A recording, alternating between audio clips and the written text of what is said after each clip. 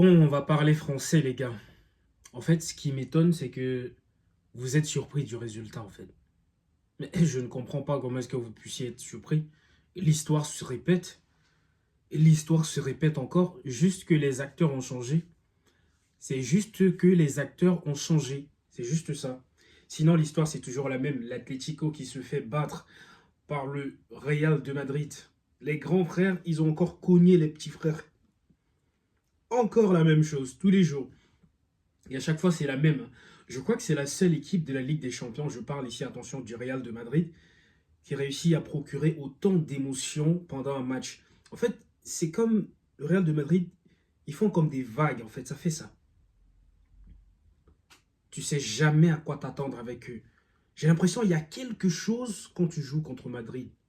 Je sais pas, il y a toujours une petite situation qui se produit.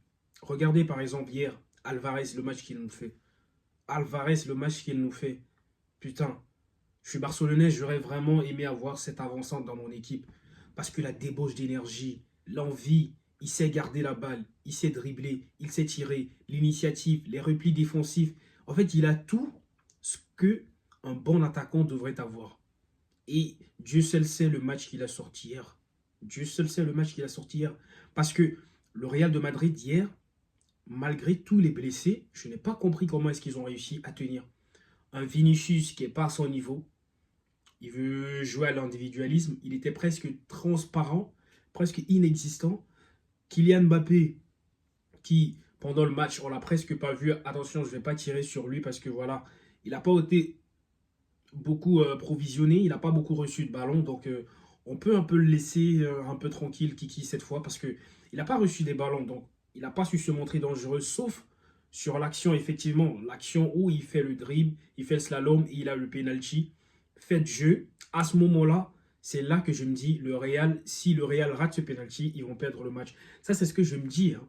Je me dis, si le Real rate ce penalty-là, ils vont perdre le match. Vinicius qui s'avance, comme depuis le début de la partie, il était presque inexistant, ben, ça s'est suivi, hein.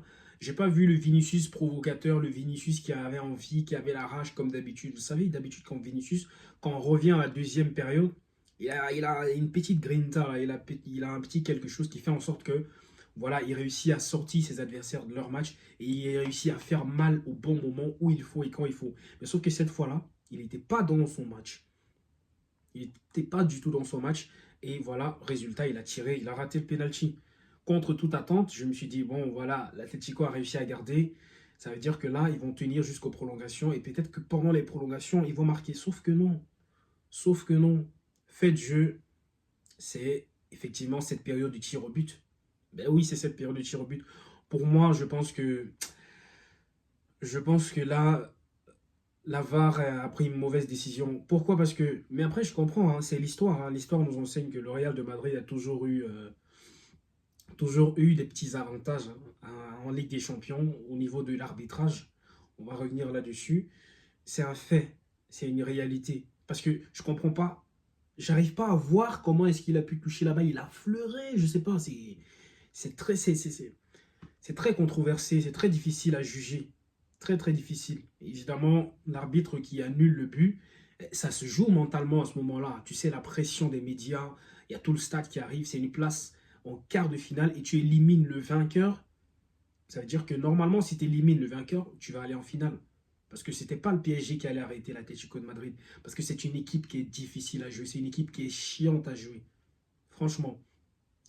Bon, Tchouaméni, il a fait un match plutôt, voilà, comme à l'image de leur équipe, hein. Un match plutôt moyen. Défensivement, ça tenait. Mais l'image qu'on retient, c'est celle-ci. C'est Rudiger à la fin du match avec cette victoire du Real de Madrid. Je suis pas très content quand je dis ça, mais voilà, ce sont les faits historiques. Ça a toujours été comme ça. Le Real de Madrid n'a pas perdu face à l'Atlético de Madrid en Ligue des Champions. Et c'est pas hier que ça allait se produire. Je ne sais pas pourquoi certains ils sont comme s'ils étaient surpris. On connaît le scénario. On connaît le scénario. C'est toujours la même chose. Ils vont commencer avec un mauvais coup et après ils vont revenir. On dirait que c'était un film qu'ils étaient en train de nous préparer là. Tu sais, dans les films, il y a toujours l'acteur qui se fait cogner, il se fait battre un tout petit peu. Et il y a une petite action comme ça, il y a un petit déclic il voit peut-être sa fille se faire embarquer ou sa femme se faire frapper. Et là, il retrouve leur force. C'est un peu ça avec le Real de Madrid. Deuxième mi-temps, ils accélèrent un tout petit peu. Mais hier, c'était pas trop ça. Ils ont réussi quand même à rester stables. Ils ont gardé ils ont gardé l'Atlético. Ils ont su les contenir parce que c'était pas évident. Parce que même au niveau du jeu, l'Atlético a produit beaucoup plus de jeux que le Real de Madrid hier. Je suis désolé, mais c'était visible. Pas parce que le Real n'avait pas les moyens, mais parce que l'Atlético était beaucoup plus trop forte. Beaucoup trop forte. C'est vraiment décevant. Mais bon, en même temps, c'est aussi bien parce que voilà, l'équipe la plus difficile de la Ligue des Champions est sortie. Bon, pas la plus difficile, la plus chiante à jouer, je vais dire ça comme ça. Parce que la plus difficile, c'est le Real de Madrid. Tu sais jamais si tu as gagné ou si tu as perdu tant que l'arbitre n'a pas sifflé le coup de sifflet final. Et donc, rendez-vous en avril pour les quarts de finale et j'espère que ça va très bien se passer. La